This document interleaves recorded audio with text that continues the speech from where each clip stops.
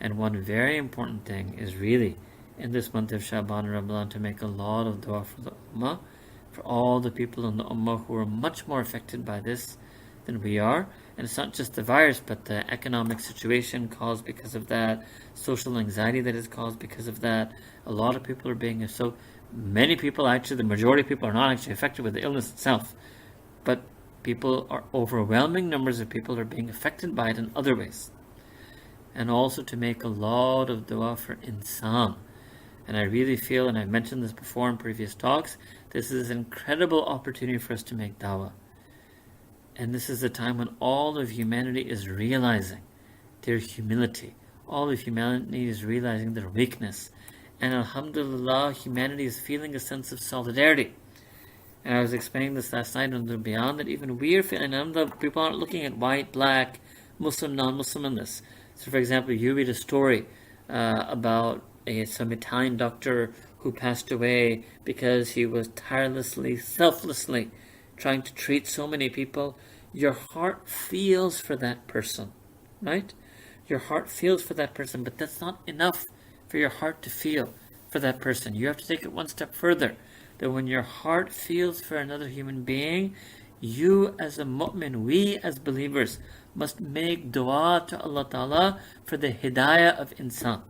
We should make dua to Allah, Ya Allah, these people who are so sincere and so selfless that they are trying to serve and help your creation, Ya Allah, we as mu'mineen beg you to give them the gift of iman. They are more worthy of it than maybe we are of this iman. We make them, that is their right on us.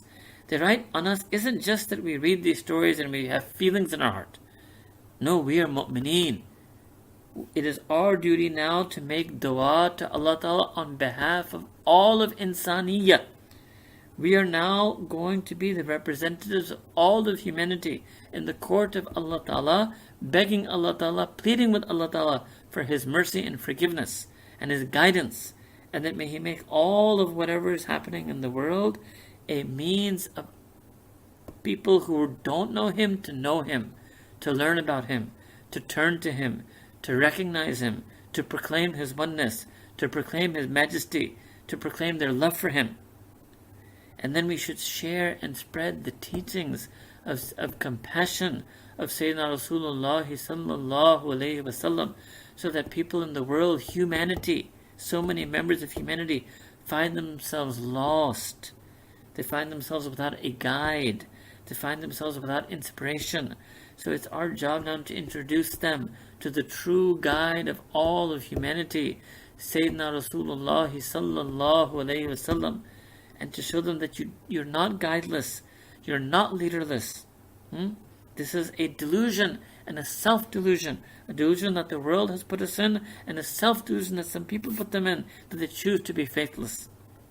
You have Allah subhanahu wa ta'ala, and who is Al-Kareem, Al-Hadi, Al-Rahim, and you have Sayyidina Rasulullah sallallahu alayhi wa alihi wa sallam, who is Rahmatan lil Alameen.